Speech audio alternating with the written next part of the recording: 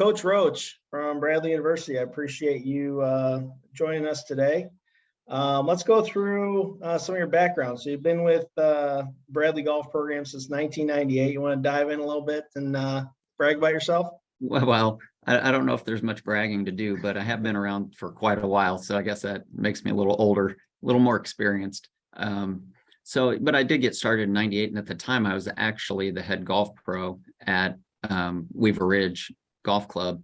And that's kind of where I got my start in golf. Was I moved up the ranks, was a PGA member and came through. And then Coach Bo Ryan was looking for someone to help him out. He had both programs at the time. And so in 98, he asked me to come on as an assistant coach.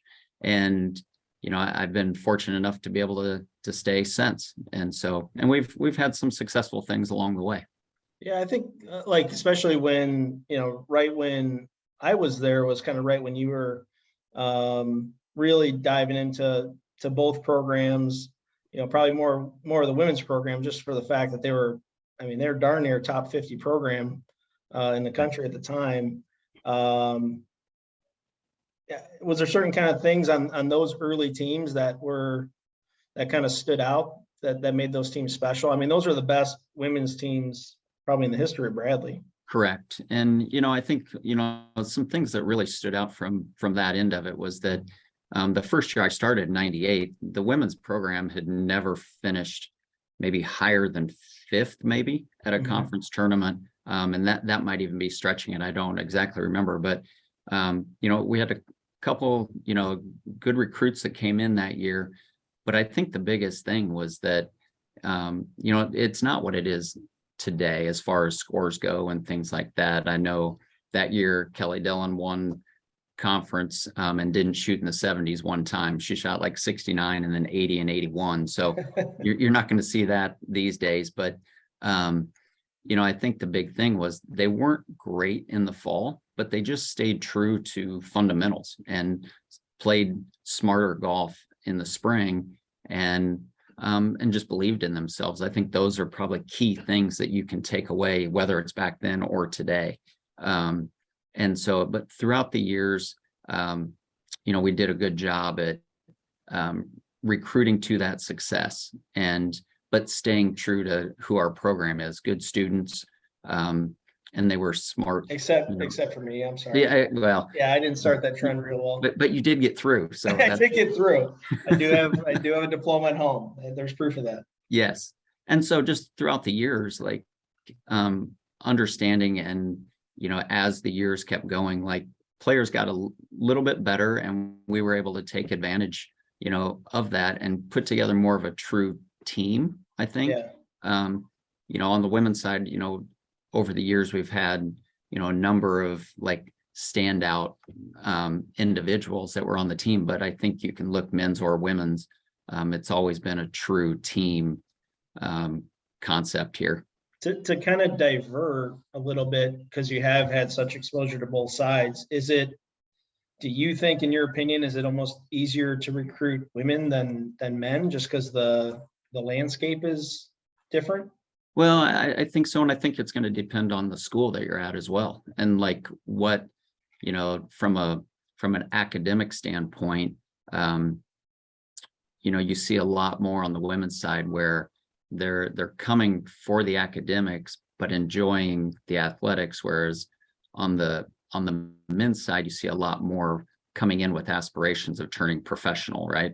And trying to, I think the interesting piece of that is that on the women's side, you're trying to get the women to practice golf more because they're so heavily into the studies. Whereas on the other side, you have to set it from the start that at least from my end of it, what I'm looking for I want decent students more so for their own sake so that their golf can excel, because if they're stressing about the academic piece, it filters in to the golf. And so we're trying to make sure that the guys I spend the first couple of years when they're here, not that we're focusing totally on academics, but helping them with the right habits. But yeah, so time.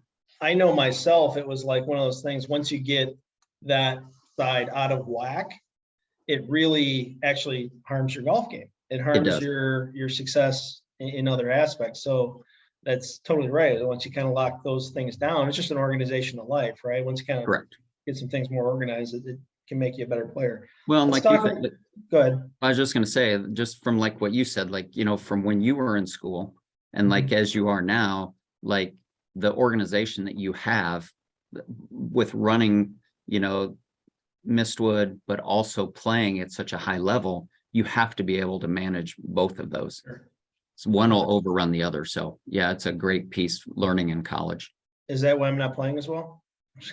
You're focusing too much on the golf course. Exactly. Let's before we hop into some questions, let's talk about probably the men's team.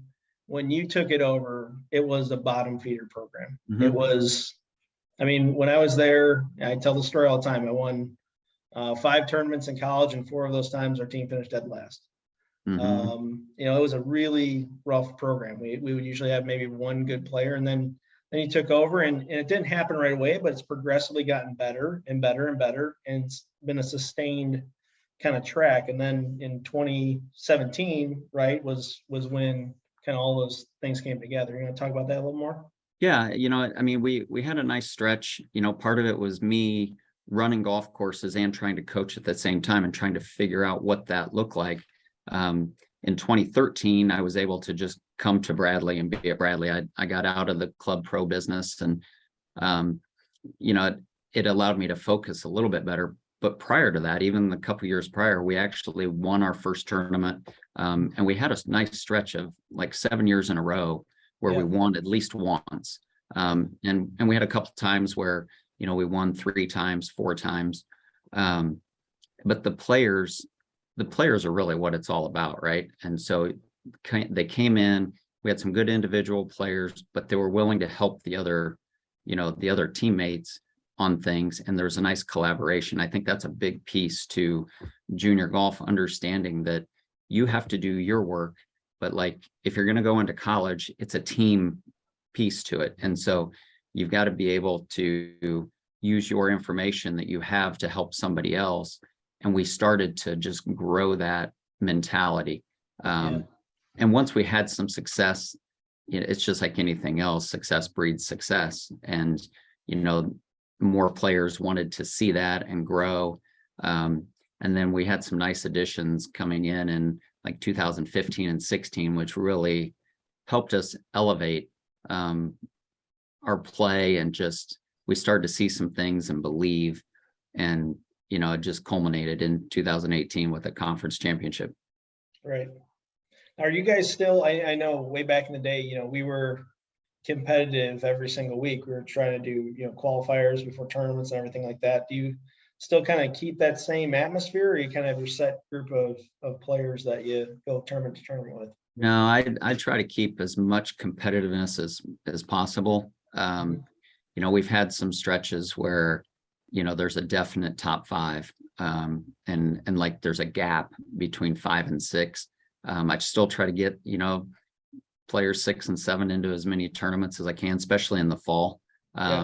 One, because you don't know who's gonna fall off as far as playing wise and that, so you want to try to keep everybody engaged. But we will do qualifying as often as we possibly can, and a mark of those teams that won conference, I mean, we were 8 strong, and and it would take even par or better over a four round qualifier to get into the top 5. And 6 and 7 were just a few shots back of that. So that's really where the success came, is that we were able to get some depth, create pressure, especially on those number 4 and 5 player spots, where nobody could sit back and relax, and 1 and 2 couldn't relax either, because 3 and 4 were breathing down their neck. So now I was gonna hop into it, but I think it's a good opportunity to talk about now.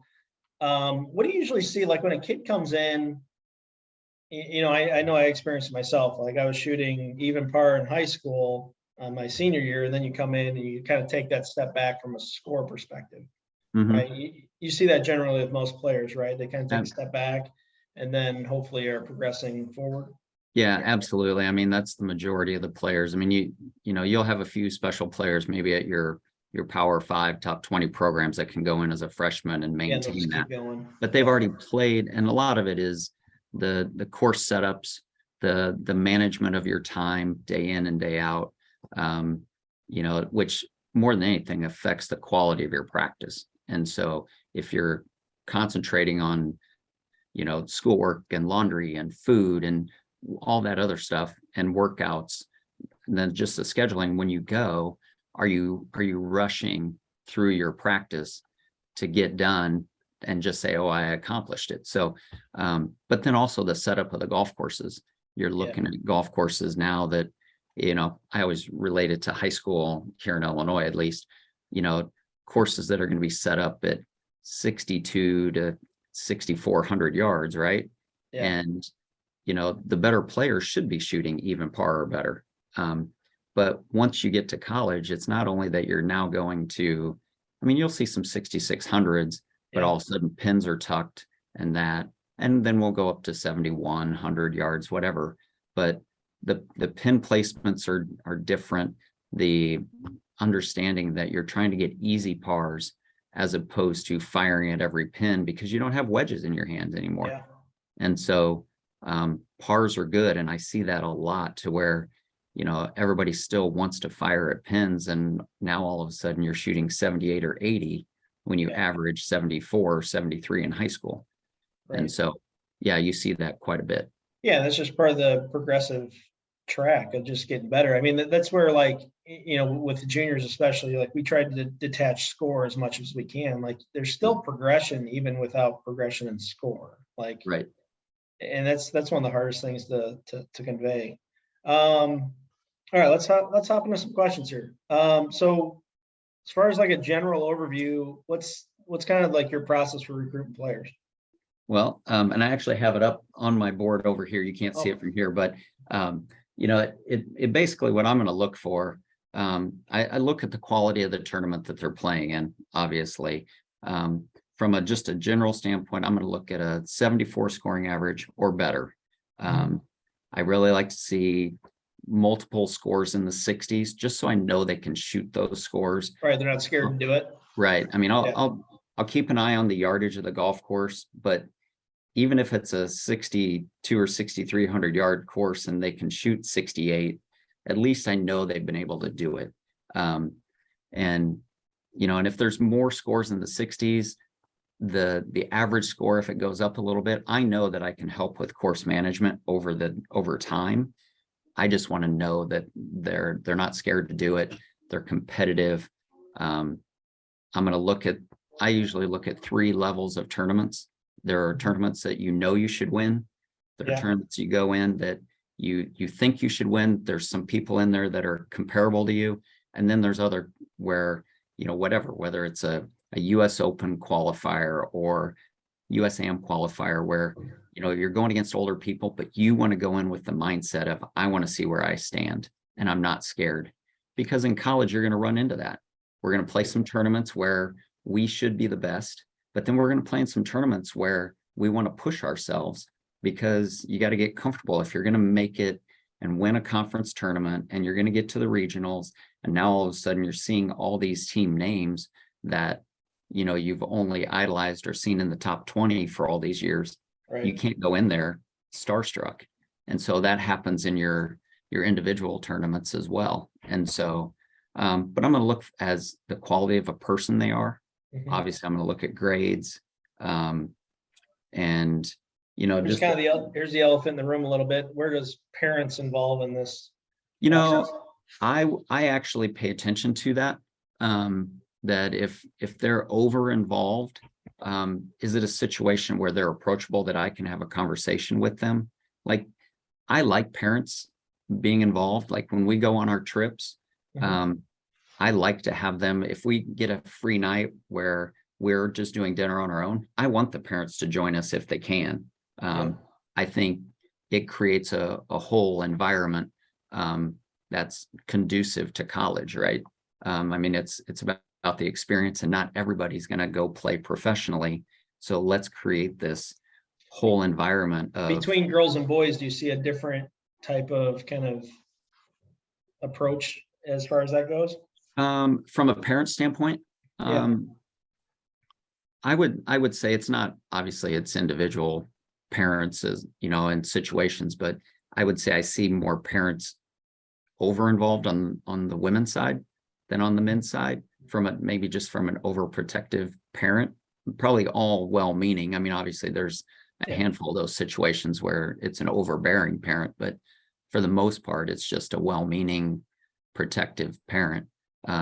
But I've seen it on my guy side too. And I've had to actually have those conversations like, listen, like you're not doing your son or your daughter any favors by when they hit a shot and you're making a face or a frown or whatever.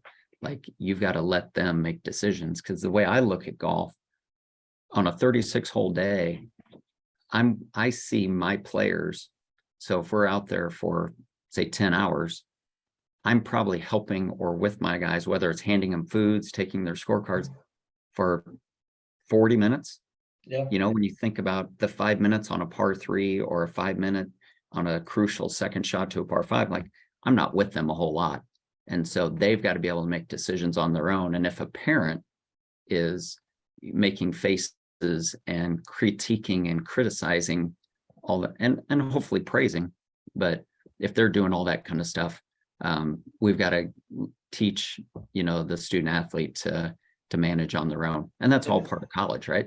And that goes all the way down to us when we're working with them as young kids, right? Just setting that standard of, we're coaching you to this point, we're giving you all the tools to this point, but really you have to be responsible for all of this. I mean, correct. You're talking about those 36-hole days, those are just marathons. I mean, you're fighting against physical exhaustion, mental exhaustion, your mind goes everywhere. It's literally like running a marathon for those days, and you're on your own. And so you have to be not only mentally strong enough, you have to be physically strong enough and be able to kind of have all those things work together. But it's important to note it's on your own. It's not with somebody standing right behind you. That's correct. And, and from a coach, as a student athlete, knowing what your coach wants, like you need to be learning to think like they want you to think. So if I'm in this situation on the golf course and he's on a par 3 or she is way away, right? What would my coach do to teach me through this shot? Is this one where I need to just punch it back out and use my skills, my wedges to get in there? Or, is this one where I can hit a shot that I know I have, right? And that starts from with you guys, helping them to understand, I think, that they have to take ownership of everything that they do. Yeah, that's a great point. Talked about it a little bit, but how, like, as far as, statistics and junior golf scoreboard, how much are you weighing that in? I guess the way to kind of ask this is to a degree is like, when are kids getting on your radar, or how are they getting on your radar in regards to all of these things kind of working together? Statistics, tournament scoring, like how are they getting on your radar? Yeah, obviously there's a number of different ways, and obviously how you perform is going to keep you on coaches' radars. But the initial emails, we'll at least get a name in front. You get a situation like mine where I don't have an assistant coach, so it may take a little while to get back. You may have to send a couple different emails just to keep the name, but like keeping your scoring averages and stuff like that in front of us. What's best? Is that coming from the player itself, the player and a coach? Like what's kind of your preferred method? Yeah, I think the player initially, because once again, I'm going to look for someone who has a little more accountability for themselves, right? And a little moxie, little ownership, right? And don't jazz it up too much and sound overly confident or whatever. Just state your things, but you have to be confident in yourself, just not overly confident. And then, but just keep it out there in front and know that, okay, this is what I am. Be realistic and understand that your scoring average in high school is not going to necessarily match up to what's in college, just like we were talking about. I Oh, usually say, that drives me absolutely crazy when I see one of our good players that's a junior or senior and go, well, I shoot 74 and I'm seeing his kid shoot 75. That's right. the same thing. Yeah, it's exactly it. It couldn't be further apart. And so, I mean, I would, as you're going through and doing that, I would stay away from saying that, hey, I've seen my scores, I should be able to fit into your lineup. Understand that your score in high school, when you get to college, will probably be 2 to 3 shots higher on average. And then that will give you probably a better gauge as to where you fit within somebody's lineup. And understanding that situations are a little different. But so I'm going to say, like, send the email. A coach's follow-up is always good, because it gives credibility. Right. And and to keep going from there. And then, like, from the use of statistics and the junior golf scoreboard and all of that, like, if I see something that I'm interested in a player, I'll use those to, one, verify that the stats that you're giving me in your email to me are facts, right? And when you see people put in, hey, this is my tournament scoring average and this is my average, like, your average when you're playing at home with your friends Doesn't matter. Doesn't matter. Doesn't matter.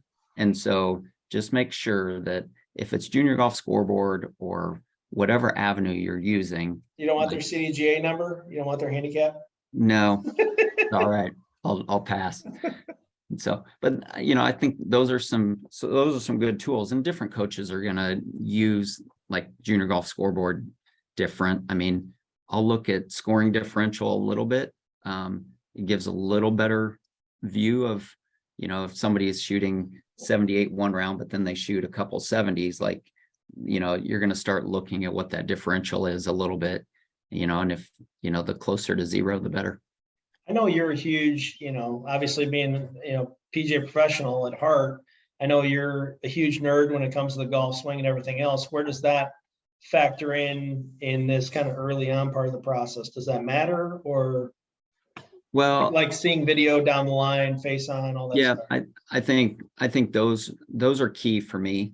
I like seeing the videos, but I'm not going to geek out about it, because I'm going to look more at, like, what does it look like at impact? Like, can they control the golf ball? I think from a really good sense of things right now, there isn't like that one stock swing that everybody, at least we're starting to understand that, everybody's bodies are different and we all move a little different, but there's still some tried and trues, right? Through impact and all of that. And, and swing speed and stuff, like, what I want to see, because I'm going to get a lot of guys that I have to develop, and that, I'm trying to get that guy that's coming in. But, like, I think that's one of the things I felt best about our program, is that as long as somebody comes in and they're committed to listening to me, but not me specifically, like, I'm going to work with their swing coaches. Like, that's probably what I do best, is that I understand the golf swing well enough that if you've got a player that sees you on a regular basis, or sees John or anybody other swing coaches, right? Like, I'm going to work with you to help this player get better. I'm going to be your eyes when they're in tournaments, that kind of stuff. And so to see swing videos, to me, is good. That probably gets me a little more interest in going to watch a tournament to see you play, as long as I know that there's there's nothing really quirky about your swing. And then if there is, and then the player's coach emails me and says, listen, I know there's some quirkiness in his swing, but, like, you really need to see him play and see how he manages around the golf course. And then I'm going to be like, okay, because I can deal with quirkiness in a swing if I know it's going to hold up under pressure. Yeah. And I don't know if it's you or somebody on our team is pretty Instagram savvy as far as, taping videos of swings. Right. But you got a whole team of different swings. Oh, absolutely. And I've seen your swing that probably isn't the sexiest swing I've ever seen shoot 66 this year. Right. Exactly. Right? Yes. I mean, exactly. So yeah, I mean, it's important, but it's just one of those factors. Let's see what else I got. One of my questions, what type of outreach do you expect recruits to do in order to make your decision process as easy as possible? I would say that, like, correlating this to myself and now 20 plus years ago, I was a very good player in high school. I was a very good player, especially my senior year. I thought that I would have colleges lined up for me.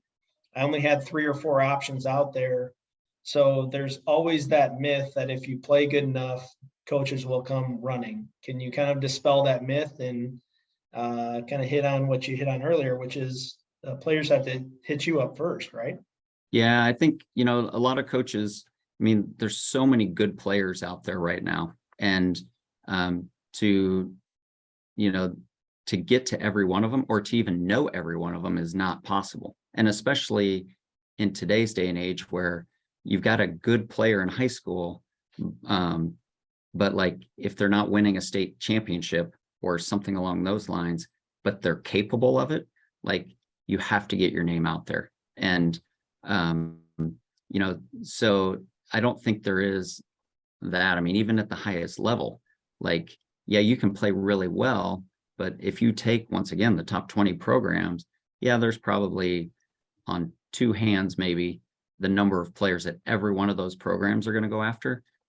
But once you get past that, all those programs are not going after all the same guys. They're having to find good fits for them. And that's the other thing, is to understand, like, when you look at my list of what I'm looking for, like, do you fit that list? And so good player, effective swing, scoring averages, all that stuff, you have to get your name out there. And obviously the earlier the better. Just, there's a certain point where, they can't talk to you if you're too young, but, so don't take it too personal. But by the time you get to your junior year, they've got the ability to talk to you now. And so if they've seen, a couple emails from you, maybe each semester, just as updates during your sophomore year, then, and if you're really good as a freshman, like by the time you're a sophomore, people are going to know who you are. I mean, that's just part of it. Yeah. But that's about the only way, is that you have to be really good, really young, and then people will kind of keep an eye on your progress. But I would just make sure you keep your name out there. Don't overload, not every week, just every so often. Yeah. Keep them posted. Great feedback. As far as the kind of landscape, and specifically, it doesn't need to be focused on Bradley, but like, how does the scholarship landscape look when you talk about D1s, the highest level, the mid majors, and some of the smaller D1s? Like, how does that landscape look for scholarships as far as men's golf and women's golf? It's 2 very different things. Yeah. And so you're looking at, fully funded on the men's side is 4.5 scholarships. And on the women's is still 6, even though you play 5. They didn't really adjust that down, but there aren't many programs in the whole country that are fully funded other than, as far as either side really, except for like more of your major programs or your public institutions.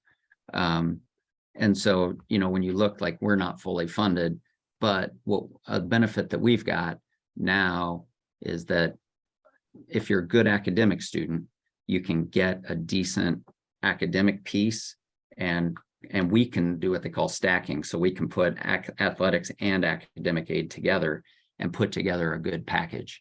And, not every school can do that. It just depends on what their policies are. And so, I think, going into it, knowing that there's very few that you're not going to go in and get a full ride, and really anywhere. Unless you're somebody coming from overseas and you're the #1 ranked player from Germany or something like that, they may do it just because, one, it's expensive to move over here and they're trying to get you. But let's hop into a little bit kind of the types of players that you're looking for. One of the questions that I kind of know the answer to, and what what's kind of the biggest gap do you see outside of scores that kind of freshmen have coming in as far as like their actual game? Like if you're to weigh all the elements of the game, we have, I hate to say it, but it feels like more and more we're just creating more TrackMan heroes. Mhm. And what are you seeing on your side? Yeah, I would say that that's a great piece. Like, I don't have to worry quite as much anymore about the quality of golf swings, Mhm. um, because there's so many. The ones that are wanting to play college golf have their instructors and they have some things, and there's a lot of different, obviously, swing philosophies out there. But with TrackMan, at least we're starting to understand what causes a ball and the ball flight laws, right? So, but along those lines, not all of them have an idea of what causes a ball to go where it's going, right? Oh And man, you're warming my heart right now. I always say, I said, just because the kid can shoot 72 doesn't mean he knows what he's doing. that's exactly right. And and so, like, we've got GC quads and we've got that technology, because you almost have to have it anymore, because that's what everybody's growing up with, some kind of launch monitor, right? But I try to get them to understand, like, when you're looking at it and you see, you know, a left spin, like, what's causing that? I mean, do you have a left path? Do you have a right path? Like, then what's it doing, right? And so, and then understand how. I don't really care as far as your technique. Like, I'll tell you to go back and talk to your instructor, but I know how I would get you to create a ball where you just know where it's going. And so I see that they're too reliant on the TrackMan. And once they get out on the golf course and a ball starts going maybe opposite of what they normally would see, they don't know, they panic. And so understanding what causes a ball to go where it goes would Yeah. be the number one thing. And then just understanding wedges. And if you can get your numbers, well, let's just say 130 and in, but anymore, a wedge from a lot of these guys is 150, 155, right? I mean, Oh, it's so much farther than what we smooth had. 8-iron right now. Yeah, exactly. And so if we just talk wedges, like, you know, if you just know, if you can figure out yardage, you can figure out direction, but then also being able just to flight it. If you can, those two things would be the biggest things that I would see that will make your transition to college easier. And then just understanding how to play golf, that there's a time where from 130 yards, yeah, it might be a stock gap wedge, but then other times it might be a flighted 8-iron, like Right. the wind and those kind of things. And if we can get that stuff into their hands early enough, their success in high school is going to be way greater, which then will allow them to be exposed to higher level college golf and get to where they want to get to. Yeah, and that's something we emphasize a lot as wedges. I just feel like, hearing it from you is so much different from, I guess, hearing it from me. Perfect example, and I tell the kids this all the time. When I finished the fall of our senior year, my senior year, when I finished the fall, I was third in the country in par 5 scoring. The guy that was in front of me was Ricky Barnes. And then there was some other bomber. It was like Jason Kokrak. Oh So yeah, it's like, well, how do you think I did it?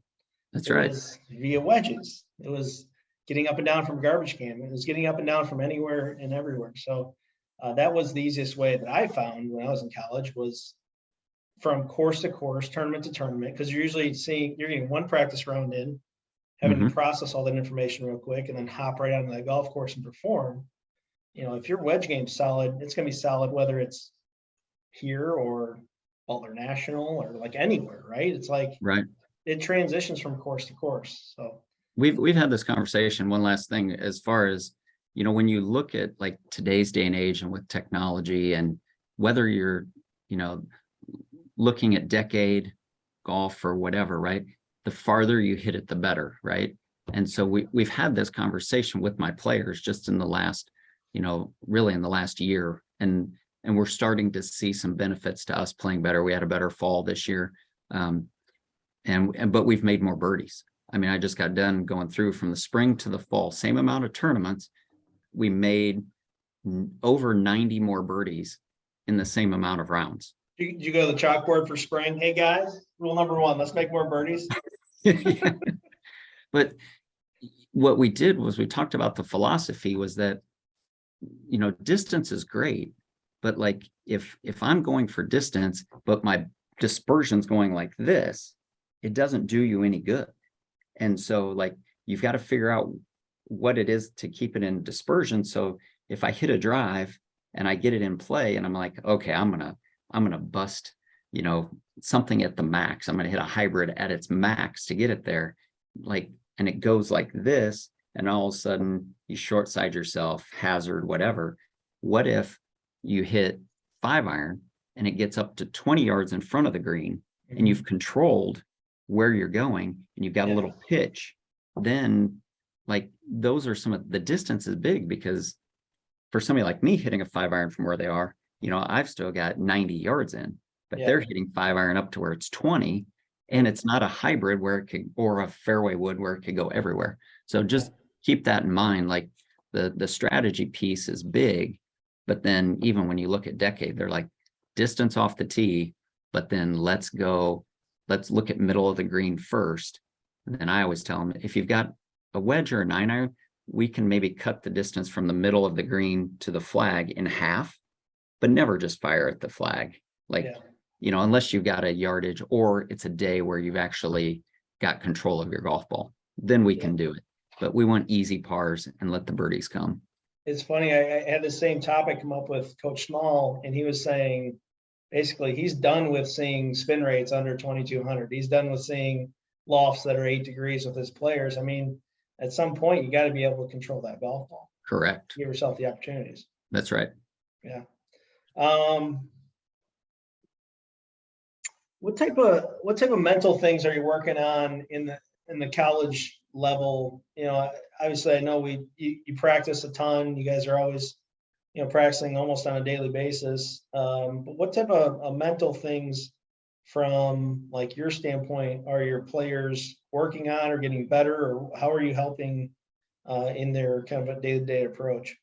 Well, we try to, you know, like we've gotten to a point, I've got a little bit older team now, so I trust that by now, when I'm not with them, they're working on their mechanical kind of things. Like, and I'll go through and I'll keep an eye on it and give them, you know, thoughts on to share with their swing instructors. So that out of the way, like most of what we do is from a mindset standpoint. And so when we, you know, we'll do drills, like I'll have them do, you have to make 10 consecutive putts from 3 feet with only one ball. You have to run your routine every time.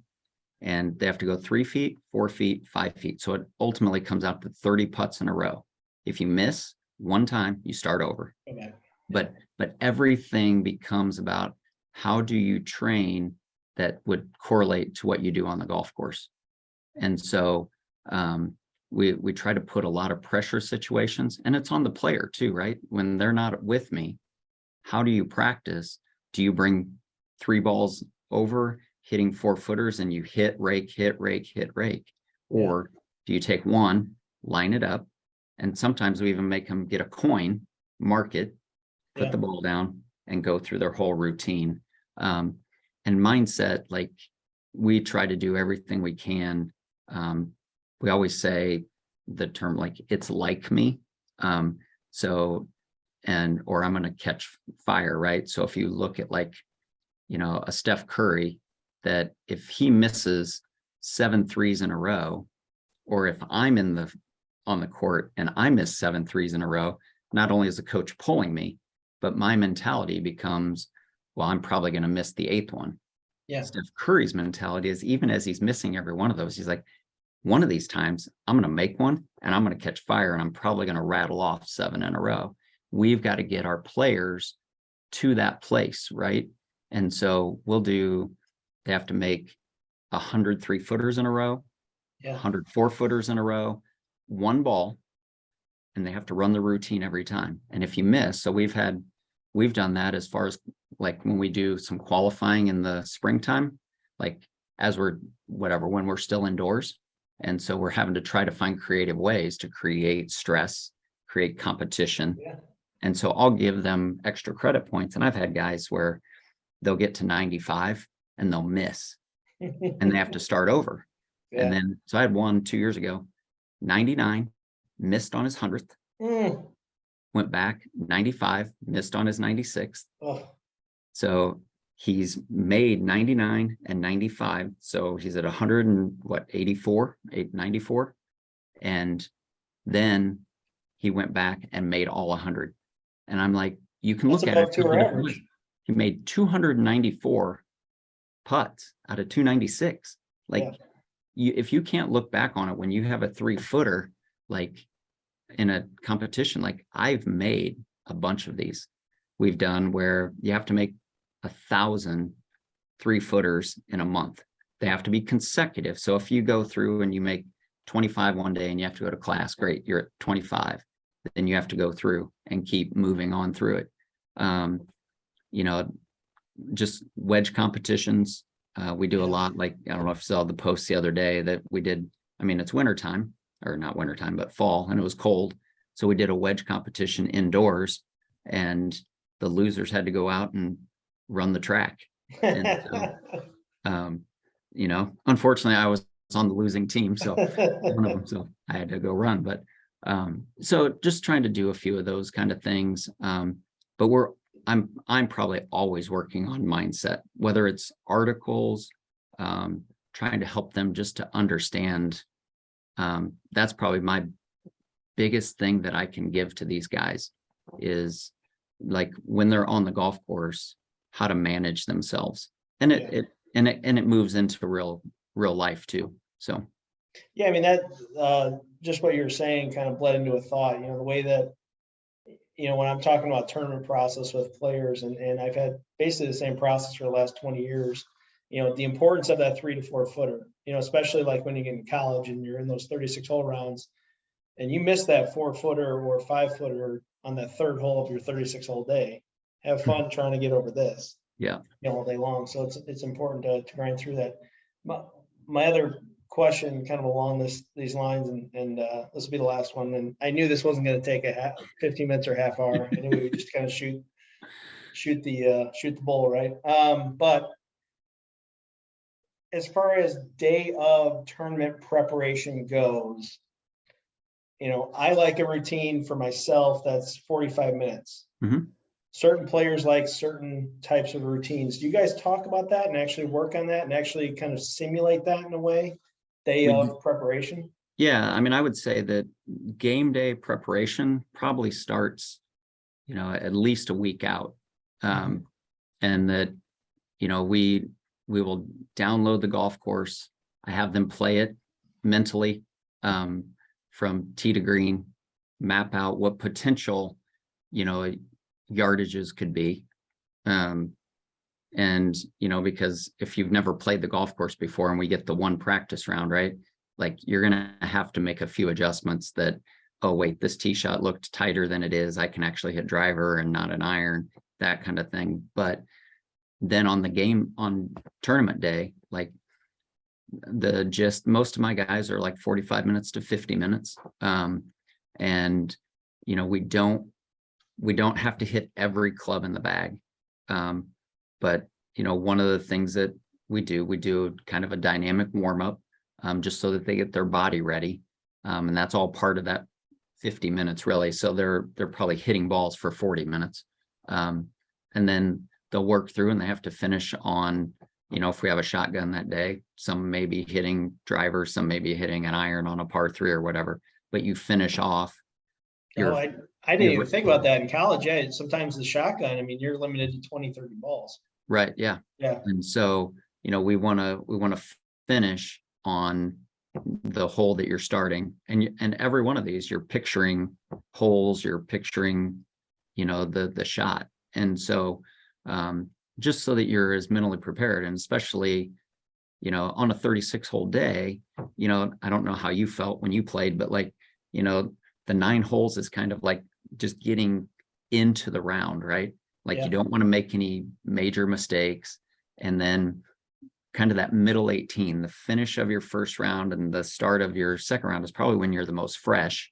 And like, that's when you want to, take advantage of whatever you have that day. And then that last 9 holes is management, right? You're tired. Have you been eating right throughout the day, snacking, hydrating, and trying to manage, but you're tired, right? So you have to know how you're going to handle that. So the preparation in that morning is all leading you up to the fact that by the time you get to the first tee, you should feel like you've played 1 or 2 holes so that you're just in the flow of golf by the time you tee it up on the first hole. Yeah. That's so important what you just said. And I was actually going to make that point until you made it was, by kind of staying very much in the present and thinking about each swing that you're making on the range, it just makes for a much easier start to the round. And, I remember one time watching the Masters and Phil's on back 9 on a Sunday, and Bones says, "Give me that 8-iron from 14 on Thursday." It's like, that's not muscle memory. That's just like positive vibes, positive mental image, just stuff like that really you can't undersell. No, and I would say that if there's one thing that's probably built our program the most, is building off. There was a great book, Lanny Basham wrote it, called With Winning in Mind. And Write that down. that, he was a rifle shooter in the Olympics, but he wasn't getting the success that he wanted to get. So he started studying Olympians and how they train. And when you think about an Olympian, how hard they train for one competition, one time every 4 years. And then the mindset to be able to go back and do it again. They could go, think about a sprinter and they get out of the gates and they pull a hamstring, they're done, right? For all that training. And so like he was wondering, how do these Olympians train? And I would say if there's one thing I can leave you with, and he was talking about when you go through and train, don't always train to the negative. Like when we hit a shot, we know that it's bad, right? And so you beat yourself up. But when we do something right, all we do is go, oh, I was supposed to do that, instead of understanding why you did it right. And that was the thing about that book from Basham that you'll see, is that he talks about when he finally learned that, he was talking about he'd go and shoot and he'd get an 8, 8, 8 on the target, and then he'd get a 10, and then he'd go back to the 8s. And somebody was like, "You don't know what you did to get that 10, do you?" And he was like, "That became my quest. Figure out, how do I get a 10?" Is that when every player hits their zone or finds golf easy at some point, right? Is that what you would define as that? Yeah. I think when you allow yourself just to play golf, right? Yeah. And like, it's what a pre-shot routine's all about. It's everything. So like if I go through, you can ask any player, what's your best, I'm going to ask you, what's your best round ever? Score wise, 62. Probably my best round is a bogey free 67 at Spyglass. Okay. In tournament play. How many swing thoughts did you have in either one of those? I had 1. And did the game feel easy? Yes. Because you weren't bottled up with a lot of thoughts, right? No, I had the confidence I was going to win. Yeah, exactly. So all your work was done prior when you go. And so much of the work that like Basham does and all of that is training to get yourself to the point of, okay, when I go, and whether, you step up to the ball, you just let yourself hit it, and you have a trigger word or something. So because your brain can only think of one thing at a time. And how many people, all the great players you've been around, and their greatest rounds, you don't ever hear them say, "Oh, I had like 3 things I was trying to do." Right. It's the maximum is 1, because it gives an intention to what you're trying to do. Right. So. I love it. Jeff, I can't thank you enough. This was awesome. This is going to I think going to lead to better players and better prepared players on our end. So I can't thank you enough, and go be you. Well, go be you and keep up the great work. You're doing great. Thanks, buddy. Appreciate it. See ya. All right, bye. Bye.